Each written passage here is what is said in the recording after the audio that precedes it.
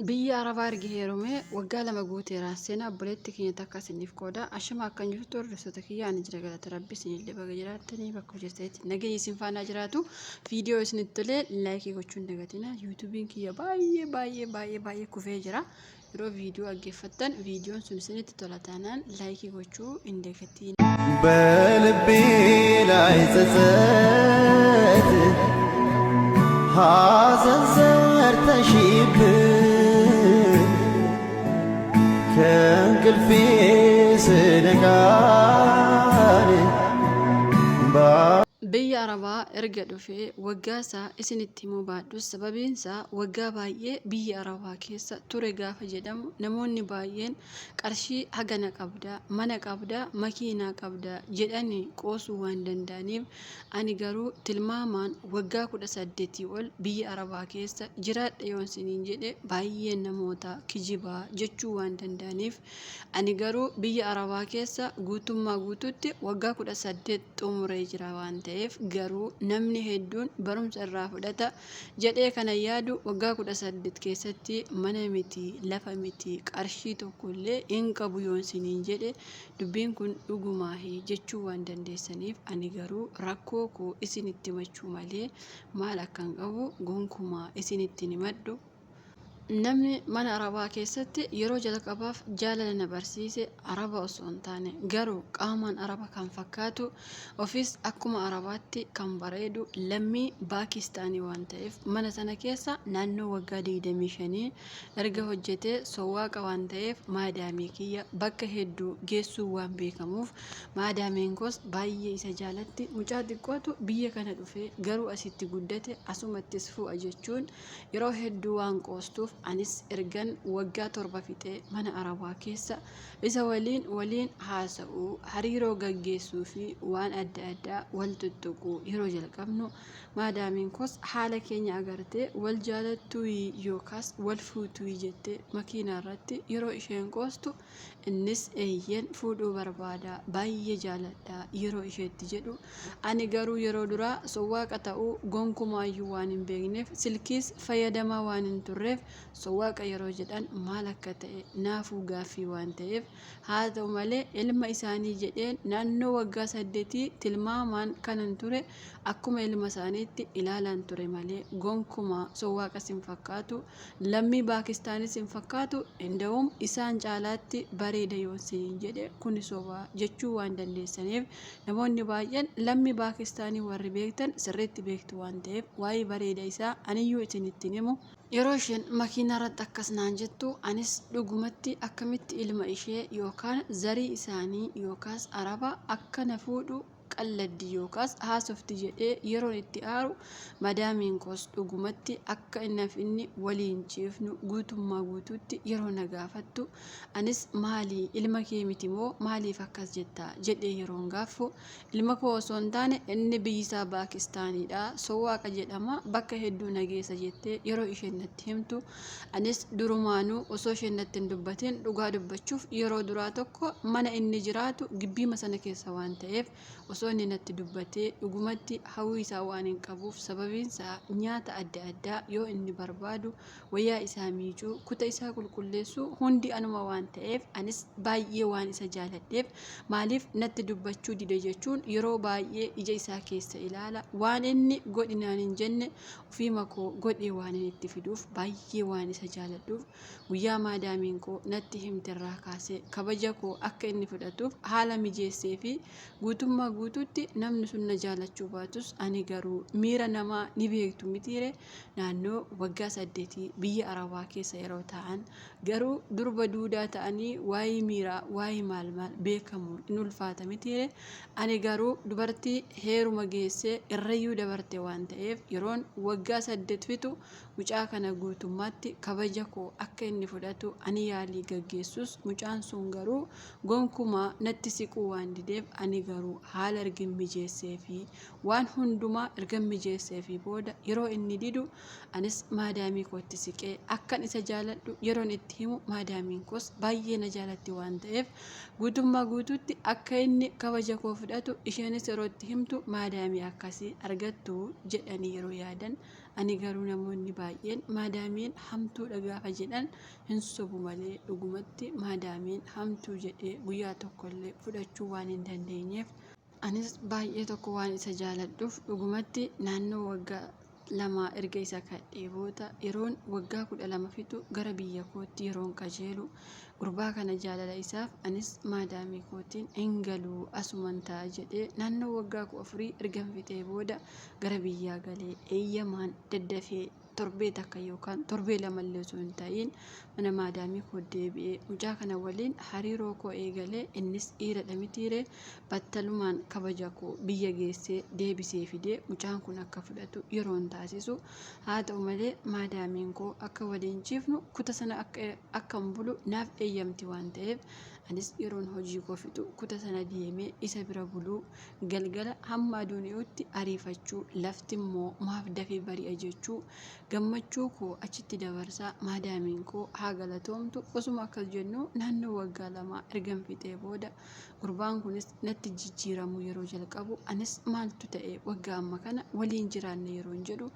innis anis hin barbaadu ati maaliif natti siqxa lammii biyya koo fuudhuun barbaada naan jedhu ani garuu isa dhiisuu waan hin barbaanneef baay'ee takka isa waan hin jaaladhuuf maadaamii kootti himee maaliif akkas naan jedha ani isa dhiisuu hin barbaadu jedhee boo'ee yeroon itti himu maadaamiin koos akkas jechuun qabdu baay'ee si jaalatti waan ta'eef ishee waliin akka jiraattu jettee waadaa nu gashitee anis waliin boohee qarshii koo duraaniyyuu gara biyyaa ergachuu osoo hin taane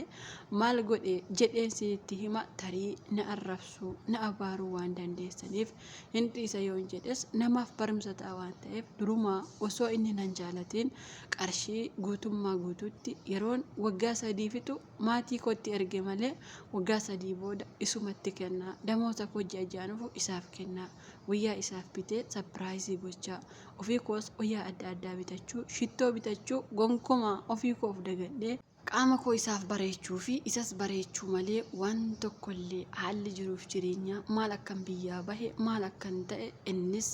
na dagachiisee anis of dagadhee ergan waggaa 18 fixee qarshii tokkollee ofirra tabee innis biyya jijjiirate haa ta'u bakka jijjiirate haa ta'u biyya isaa galee haa ta'u gonkumaa inniif maadaamiin koo maal akkana godhan waan hin beeku tokkollee hin qabu maadaamiin koo inni hin jiru jettee gaafa natti himtu anis boohee maraadhee anis si bira taa'uun barbaadu gara biyyaa nagashii jedheeroo maadaamii kootti maadaamiin koos kun rakkoo qabaaree ati duraanuu siif jedhee malee akka ati baalagee taate aniyyuu si beekaa beenu sin gashe jechuun tikeettii kuttee bakka xiyyaaraa nageessite namni waggaa 18 bira taa'e shaanxaa tokkollee namaaf hin bituure ani garuu shaanxaa miti moobaayilii of harkaa qabuyyuu moobaayilii caccabduu waan ta'eef salphinaan gara biyya kootti galee waggaa amma kana namni biyya biraa erganatti haasa'ee qarshii koos erganitti haasa'ee booda waggaa 18 jechuun duraanuu umuriin koo meeqaree ammas meeqa haa ta'ure dulloomteeyyuu hin jettaniire anis ammas deebisee gara biyyaa galee kabaja dhabee namaanis arrafamuu yookaas salphachuu waan natti baay'ateef gara biyya arabaatti deebi'uun furmaata waan naaf ta'eef anis gara biyya arabaatti deebi'ee dalagachuu jiruuf jireenya koo jijjiirachuuf yeroon deebi'u fardi karaa bahe miixata jedhamitiiree oromoon anis deemee mana arabaa akka wayii yookaas akka ajaa'ibaatti natti tolu hojiinis natti hin baay'anne mana sana keessaa utaalee ijoolleetti lookshinii ergee mana sanaa badee bakka biraa bakka ijoollonni duuriyyoonni itti walgeessu achitti taphachaa shiishaa duraan hin beekne shiishaa eegaluu fi waan adda addaa guyyaa hojii argadhe bakka hojii deemu guyyaa hojiin arganne immoo bakka shiishaa koo deemu akkasitti ammas bara koo dabarsaa waan hin jiruuf ijoollee baay'een biyya arabaa keessatti maaliif akka baatan kaayyoo keessan warri dagattan akkuma koo hin jirtuuti garuu haa ta'uuti namni akka koo gonkumaallee jira jedhee ani waan hin yaanneef osuma kanaan jiru mucaa wayii biyya kana keessaa hojii konkolaachisaa kan qabu lammii oromooma keenya kan ta'e isatti heerumee ijoollee lakkuu 2 ilma tokkoof durba tokko ergi rabbiin naaf kennee booda innis naannoo baatii 4 erga na wal'aanee na biraa badee bakka inni bu'es wallaalee amma kunoo ijoollee koo wajjin biyya Arabaa keessatti rakkachaa waan hin jiruuf mee maal godhinaa jettu ijoollee kana gatii baduuf rakkoodha ala akkam godhanii gatu garuu yeroo tokko tokko gatii badi ijoolleen maal sii gooti ofiifuu hin jiraanne ijoolleef jiraattaa sammuun koo waan naan jedhuuf mee isin maal na gorsitu ijoollee kee gati jettu moo as bahii miidiyaa irratti bahii kadhadhu jettu moo mee badiin koo iddoo kamitti immoo gaarii hojjedhe ijoolleen biyya Arabaa kaayyoof biyyaa baatan mee maal naan jettu ana obboleettii keessan akkuma keessan of jijjiiruuf biyya Arabaa ufee garuu qalbiin na hatte mee yaada keessan naaf qoodaa galatoomatti obboleettii keenya. Asumaan tarii gibbiin akkas xuraa'ee maalinni jechuu dandeessanii warri guyyaa 3 bakka kanaati akka ajaa'ibaatti dhugaa dubbachuuf waara bakka inniiti galagasheef rabbiin haa beeku gibbii akkanatti balleesse mucayyoo tokko waliin guyyaa kaleessa haaraa turre tarii akka yaada isinitti hin taaneef yaada kana isiniif qoode ijoolleen baay'een keessan seenaa kaan nama gaddisiisa kaan immoo nama gaddisiisu obboleettii keenya kanaaf anis yaada kiyya qooduu barbaada gaafa biyyaa baanu dhiira amnee biyyaan baane yookaas immoo rakkina dhiiraa heerumuuf miti ka biyyaa baane gaafa biyyaa baane mana gaarii ijaarachuu jireenya keenya of jijjiiruu yookaas immoo rakkoon adda addaa waan nutti baay'ateef biyyaa baane ergi as geenye immoo tarii haalli jireenya nuuf ta'e bakki rafnu gaarii waan nyaannu gaarii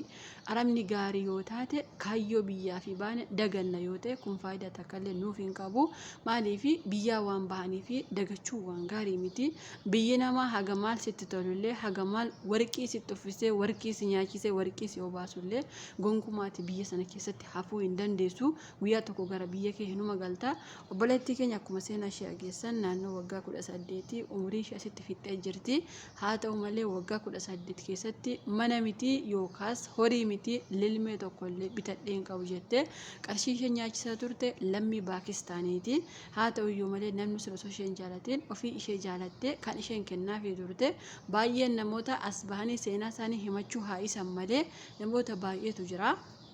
maaniifi waan gaarii wayii itti fakkaachuu danda'a tarii miirri har'aa kun miira gaarii itti fakkaachuu danda'a miira bareedaa itti fakkaachuu danda'a taroo miirri sun garuu miira si ajjeesuu danda'u boodatti yookaas immoo miira jireenya kee balleessuu danda'udha jechuudha kanaafuu namoonni waan akkasii keessa jirtan osoo iftanii baay'ee gaarii jedhee yaada asumaan obboleettii keenya yaada sii qabu akka nama tokkotti yoo jiraate ijoollee kee hin gatiini ijoollee kee hojjetadhu guddifadhu harkaaf miila qabda galata rabbiiti ijoollee kee yoo dandeesse gara biyya maatii keetti ergadhu yookaan gara maatii isaatti ergi yoo maatii isaa beekte yoo hin beekne immoo ijoollee kee hin gatiiniin aamsa kooti ijoolleen baay'een naannoo riyaadii fa'aa agartanitti toote mucayyoon tokko guyyaa kaleessaa mucaa deessee gatte namoonni baay'een guyyaa miira isaanii akka mucaa dahan hin beekanii garuu gaafa miira sana fixanii ka'an mucaan alachuun dirqama gaafa mucaa alattummoo sibaalaa keessa buusuu fi makiinaa jala kaahanii fiiguun faashinii wayii itti fakkaatee jira warra akkas goota illee asumaan rabbiin sin qabe jira rabbiin sodaadha isiniin jechuu barbaada namoota baay'eetu ijoollee akkas gochuu jira maaliifi har'a ijoollee deessanii ajjeesuu fi yookaas immoo acuucuu yookaas immoo fuutanii sibaalaa keessa buusuun bor heerumuu dandeessanii jireenya argachuu dandeessanii alli immoo qalbii miti qarshiitiin hin argamtu gaafa ala sana barbaadan immoo alli sun tarii argamuu dhiisuu danda'a yoollee ofii guddisuu dhabdan yookaas qarshii abdan yookaas waan ittiin aannan bittan yoo abdan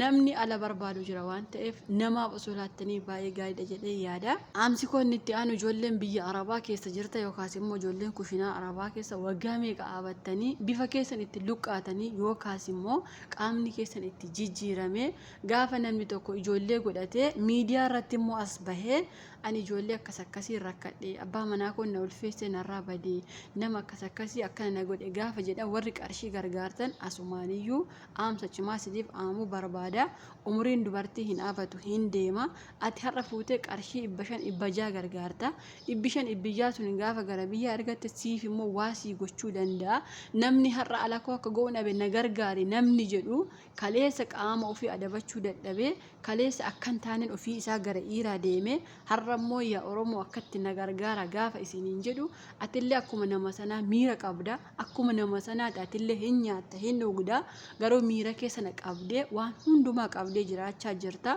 bakka kanatti ijoolleen baay'ee warri nama akkasii gargaartan soof eegdanii baay'ee gaariidha maaliif